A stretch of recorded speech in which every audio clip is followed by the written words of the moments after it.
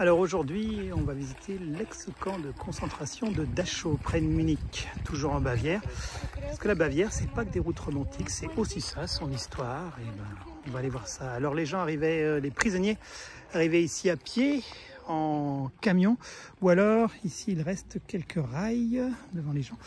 Ils arrivaient en train, en wagon, et le train est déposé là. Et puis à partir de là, ils rentraient dans le camp de concentration et ils étaient accueillis par un portail qui est aujourd'hui célèbre, tristement célèbre si on veut, puisqu'il porte une devise qui dit Arbeit macht frei, c'est-à-dire le travail rend libre. Parce qu'au départ, les prisonniers étaient amenés là pour travailler. Voilà, Arbeit macht frei. On y va. Et bien là, on va rentrer dans un des baraquements, on va voir le quartier où vivaient les prisonniers de ce camp de concentration. Voilà. Allez, on fait un petit tour dedans. Alors là, ce sont les... Vous voyez, hein, les lits.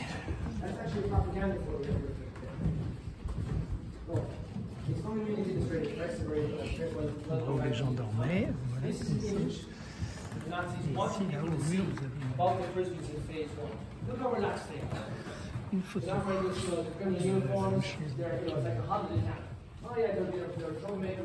Tout le monde dedans. Encore des quartiers pour dormir.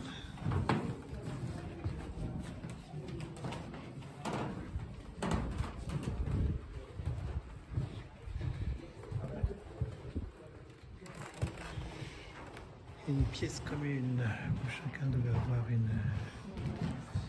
une armoire, j'imagine.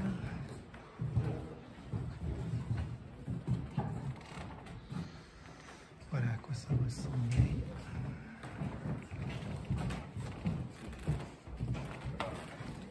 Une fois meublé, mais bon, ça revient même. Là, du coup, derrière, on n'avait que des baraquements, hein, c'est la même chose.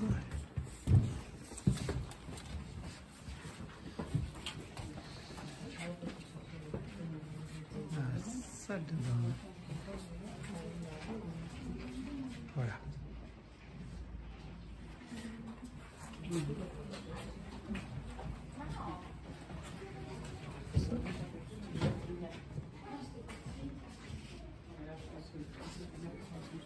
Voilà, c'était le baraquement. Et puis, là, on arrive à la fin du baraquement. Encore une chambre.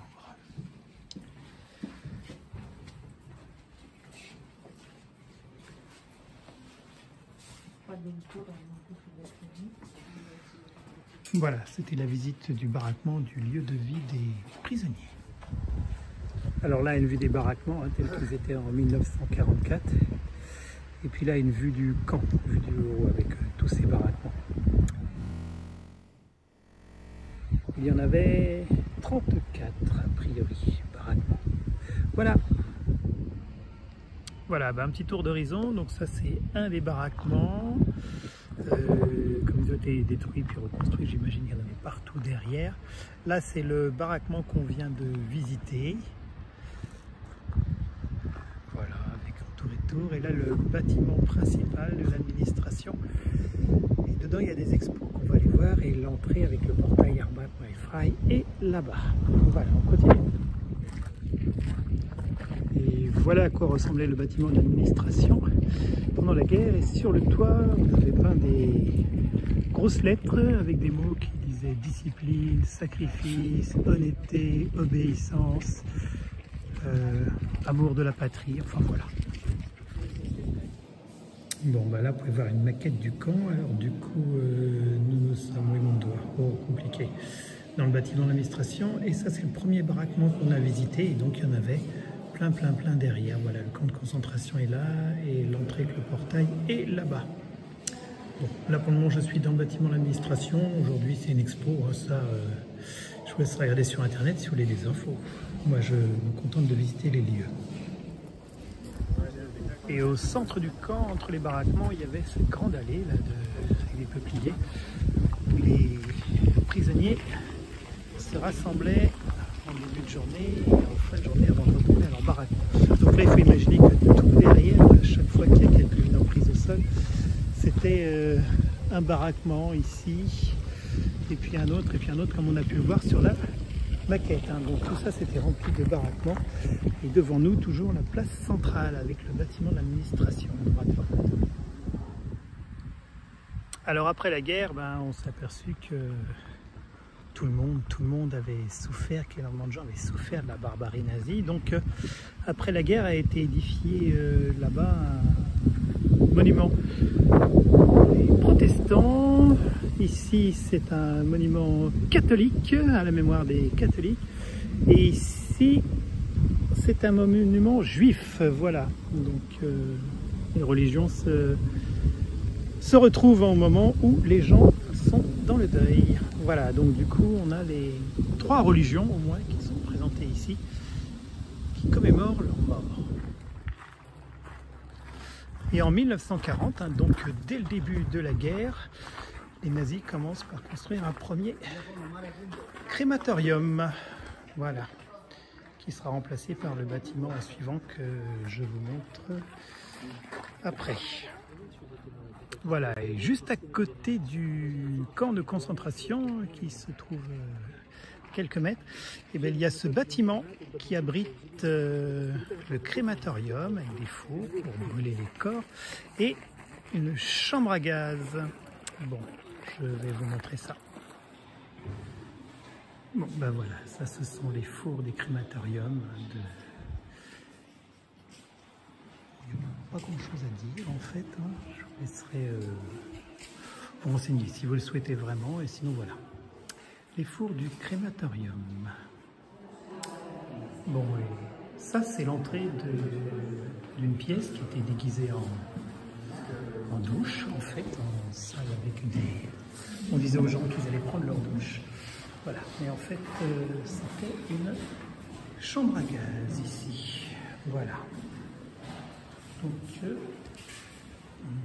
on continue.